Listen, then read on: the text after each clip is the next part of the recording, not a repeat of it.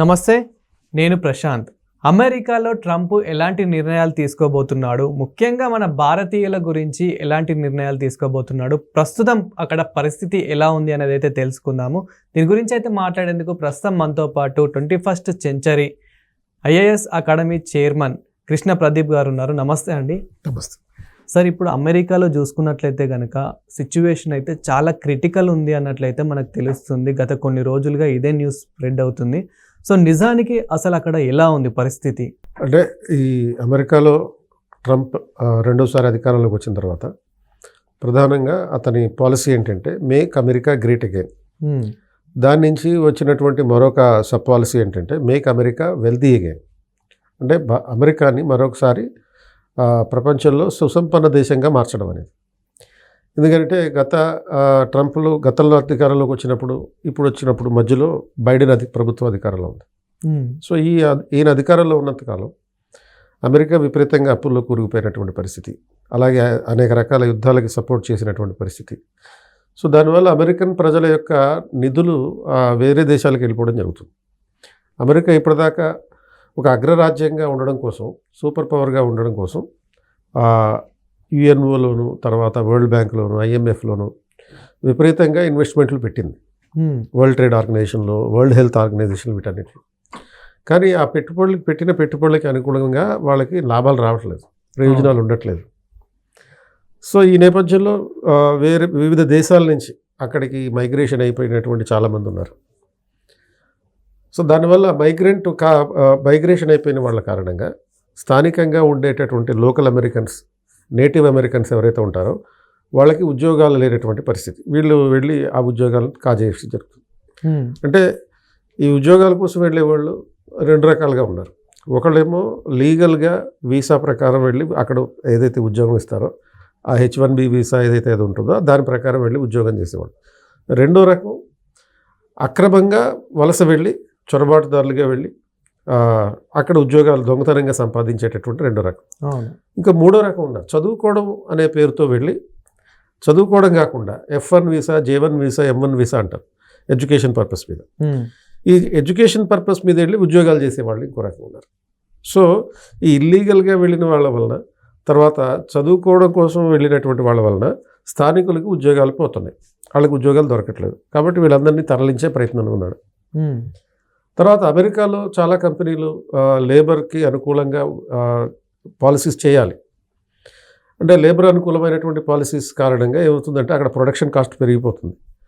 పెరగడం వల్ల అమెరికాలో చాలా కంపెనీలు ఏం చేసినాయి, చైనా, వియత్నాం, కాంబోడియా, తర్వాత ఇండియా, ఇలాంటి చాలా ఏషియన్ దేశాలకు వచ్చేసి పెట్టుబడులు పెట్టి ఇక్కడి నుంచి వస్తువుల్ని తయారు చేయడం మొదలుపెట్టారు. ఐఫోన్ కావచ్చు, బార్బీ కావచ్చు, ఇటువంటి చాలా వస్తువులు. దానివల్ల అమెరికాలో ఇండస్ట్రియలైజేషన్ లేదు. అండ్ దానివల్ల ఆ ఇండస్ట్రియలైజేషన్ తిరిగి మళ్ళీ ఇండస్ట్రీస్ని అమెరికాకి రప్పించడం కోసం ఈ టారిఫ్లు విధించడం అనేది మొదలైంది. సో ఈ వరల్డ్ బ్యాంక్, ఐఎంఎఫ్, యుఎన్ఓ ఇటువంటి వాటిల్లో పెట్టిన పెట్టుబడులు అదొక ఖర్చు, యుద్ధాలకు ఒక ఖర్చు, తర్వాత స్థానికంగా అమెరికాలో పరిశ్రమలు లేకపోవడం ఒక ఖర్చు, దానివల్ల ఉపాధి లేకపోవడం ఒకటి, అక్రమ వలసదారుల వల్ల వచ్చేటటువంటి ప్రాబ్లమ్స్. ఈ నాలుగింటిని సెట్ చేస్తే అమెరికాని తిరిగి మళ్ళీ గొప్ప దేశంగా మార్చొచ్చు, అగ్రరాజ్యంగా మార్చొచ్చు అనేటటువంటి పాలసీతో ఇప్పుడు అమెరికా చేస్తున్నటువంటి నిర్ణయాలు ఉన్నాయి. నాకు తెలిసి అందులో తప్పు లేదు. ఈ క్రమంలో మరి ఎవరికైనా జాబ్స్ అనేటివి, అంటే ఇప్పుడు ఇతర కంట్రీస్ ఎవరైతే ఉన్నారో వాళ్ళు, ఇప్పుడు మనకి అమెరికా అంటేనే అన్ని కంట్రీస్ వాళ్ళు కలిపిన దేశమే ఒక అమెరికా అని అయితే మనం నమ్ముతూ ఉంటాము. మరి అమెరికాలో చాలామంది, ముఖ్యంగా మన భారతీయులు కూడా ఉన్నారు కాబట్టి వీళ్ళ జాబ్స్ పోయే అవకాశం ఏమైనా ఉందా? ఇప్పుడు అమెరికా ఓన్లీ ఇండియన్స్ని టార్గెట్ చేయట్లేదు వాళ్ళు. అవును, అన్ని దేశాలని దృష్టిలో పెట్టుకుని పాలసీస్ చేస్తున్నారో అందులో ఇండియా కూడా ఉంటుంది. కాబట్టి అన్ని దేశాల ప్రజలు ఎవరైతే అక్కడ అక్రమంగా వలస ఉంటున్నారో ఇండియా వాళ్ళు కూడా కొంతమంది అక్రమంగా వలస వెళ్ళి ఉన్నారు.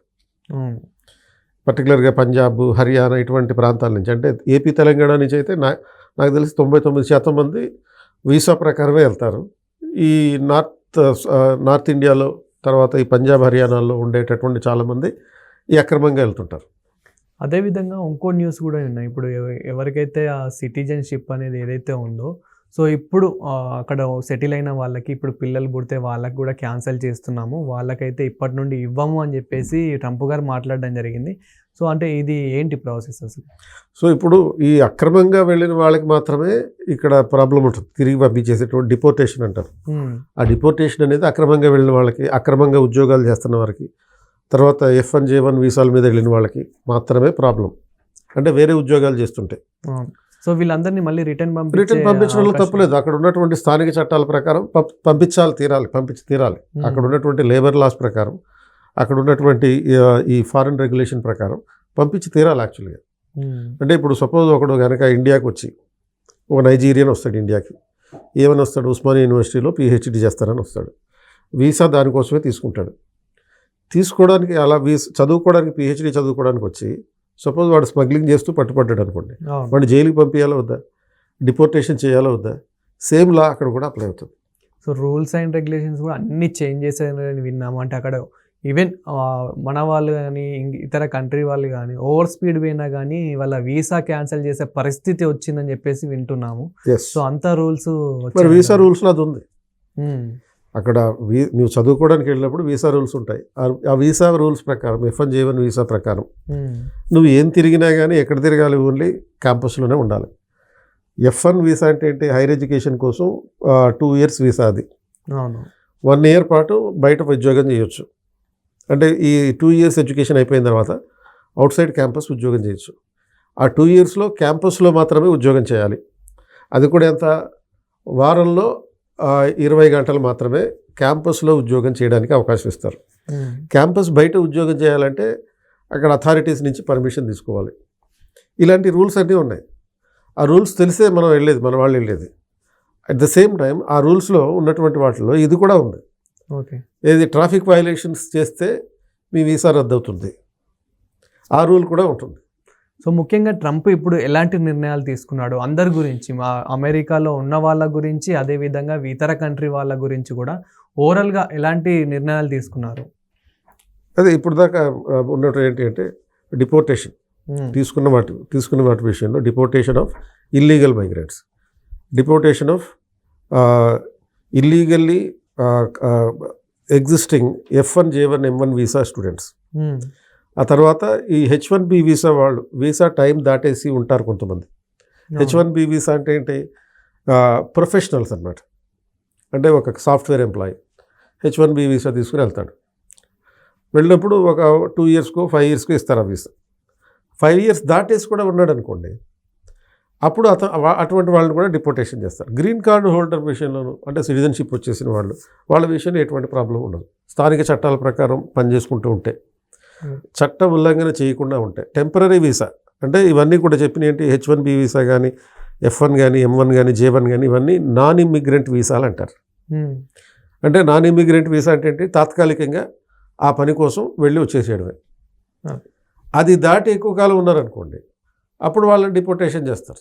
ఆ వీసా ప్రకారం ఏ చట్టాలు అయితే ఉంటాయో ఆ చట్టాల ప్రకారం ఉల్లంఘన చేస్తే నిన్ను డిపోర్టేషన్ చేసే అవకాశం ఉంది. Thank you sir. Thank you.